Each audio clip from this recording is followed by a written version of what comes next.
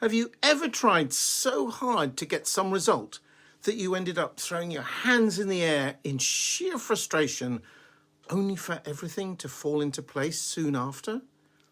It's a common experience, and it took me a while to notice that there's a big clue in that pattern about manifesting and how the universe works.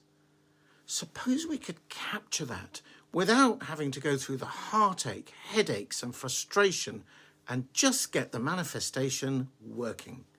That's exactly what I'm going to reveal to you in this video, so stay tuned. Hi, I'm Trevor, ex-psychotherapist turned writer and creator of videos, books and programs to help folks turn their dreams of success in all areas of life into reality.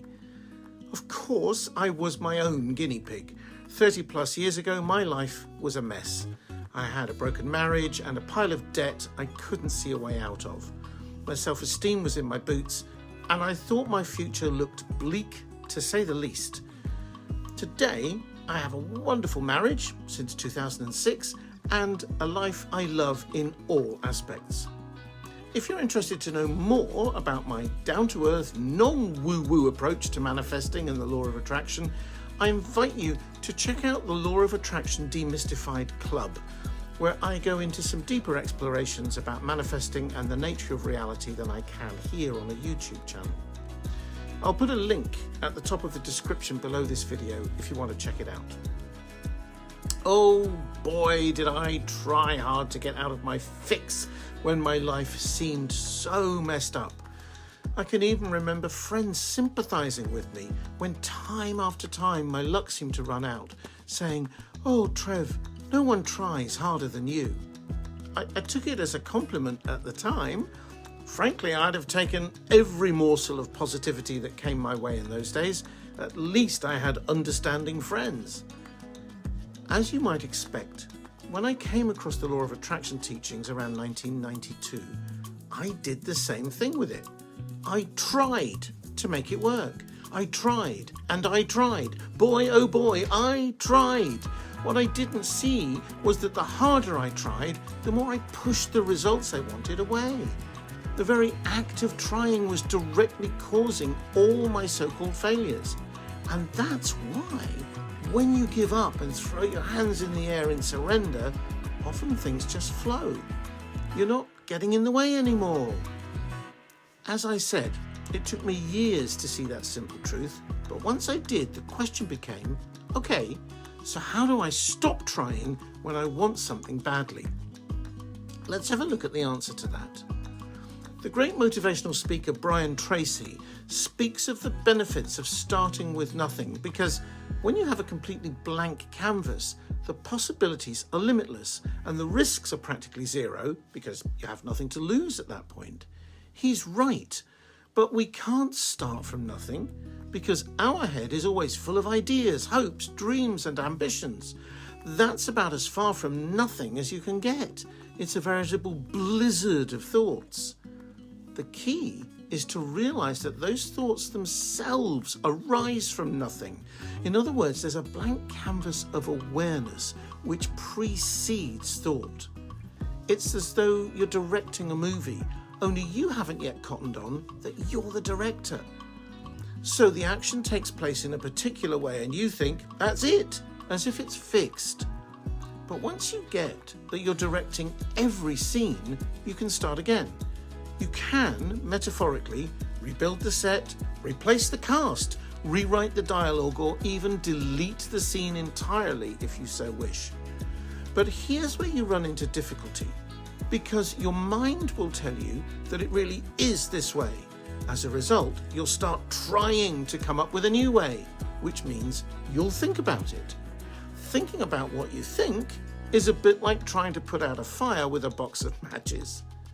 So instead, do this. At this point, much as I respect Brian Tracy, I'm going to slightly disagree with him, because he says the next step is to set clear, actionable goals. As soon as you do that, what will happen? You'll start trying to achieve them. And since you don't know how you're going to get there, you'll also have doubts about whether you've given yourself too big a mountain to climb, or even about your own ability to make it. If you miss the target, whether it's a deadline or an amount of money or whatever measurable result you've committed to, you'll feel like a failure, and that's not a great place to pick yourself up from and start again. Which is why I say, don't set goals. Set an intention.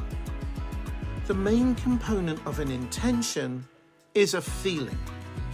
How will you feel when you have, whatever it is, enough money to pay off some debt perhaps, or the first paying customer in your new business venture? How will that feel? Then play it like a game. Whatever thoughts about how you might get there or how impossible it seems, ignore them. The universe is going to give you clues. You'll recognize them because of how they feel. They'll feel intriguing, maybe exciting. They might remind you of how it used to feel when you were a child and someone gave you a wrapped gift for your birthday or Christmas perhaps, and you really had no idea what was inside. Remember that excited feeling as you tore the wrapping paper off? They won't all feel like that though, but they'll never feel bad. There'll never be anything immoral or illegal to do, or anything that might hurt or harm yourself or anyone. And sometimes the result shows up in ways you don't expect. So, you start from nothing and let the universe lead you. You just set an intention, which is mostly a feeling.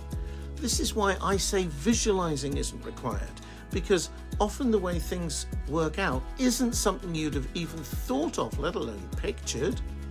Besides, visualization is a technique, which means you have to consciously try to get it right, and then you're right back into the swirling blizzard in your head. You won't manifest success with your head. Let's get really clear about that. There's a lot of talk about positive mindset and how that helps manifestation, but long experience has taught me two things about positive mindset. First, it's nearly impossible to maintain it when it feels like your life is falling apart, as mine did more than once in my late 20s and into my mid-30s especially. No amount of telling myself that challenges were opportunities in disguise made me feel better. Secondly, positive thinking seems to bear no relation to the manifestation of things. It was often when I was at my lowest ebb, with barely a positive thought in my head, that I just mentally surrender. I was going to lose my home. I didn't know, or I was going to grow old alone. That's not happening.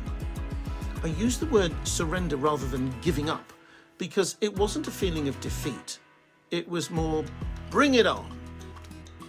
Now I see that in doing that, I simply allowed the universe to take over, and it always finds a way, because with a blank canvas to start from, there's an infinite number of ways. And you don't have to wait until your life is falling apart to get there. Gosh, that would be awful if the law of attraction only worked when you were at your wit's end. Just notice that your thoughts are only a drama. They're not you. You're the director, remember? And the best thing you can say to the cast and crew at that point is, time out. I have another video about manifesting even when you're feeling down, called Raising Vibrations, the Law of Attraction Myth You've Been Sold, which would be a good idea for you to watch next. I'll put a link on the screen and also in the description. When your mind goes quiet, even for a few moments, the universe steps in, and the adventure of your life unfolding the way you really want it to begins. If you'd like to explore these and other similar ideas in more depth, please join me in the Law of Attraction Demystified Club, where there's also a place for you to join a conversation with me and other members. The link is at the top of the description below this video if you're watching it on YouTube. I hope you found this helpful. Please leave your comments and questions below. I try to respond to all of them. Thank you for watching, and I'll see you very soon in another video.